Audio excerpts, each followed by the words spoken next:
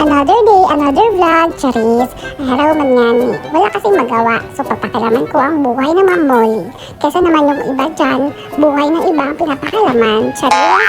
Yun nga ano yung sabi ko nga na nagabinutot sanday rahay o taga-abo. Kaya nga ni ay hambangan ko iba man i-separate. Actually naisip man ako doon ko una dapat i-separate din man kasi tamad yun din ako that time. So makarahala. Wakot maobra kay i-separate ko ra.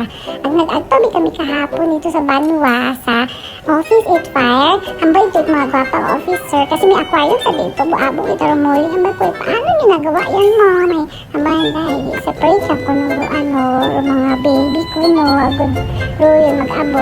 Sige ma akong i-separate ko. May mga shrimp sa biyar ako basi mga malit man bagay mga shrimps nga ako. Ay kaya i-separate natin ng mga baby guys. Agod mag-abo. Gede gusto ko ito abo-abo. Ito sa ito na amo na nakaka-stress reliever. Gede abi yung mga fishes nga ra. Hindi yun malang. Man, share ko malang. Hamaan hoy. That's all for today. Thank you for watching. Bye!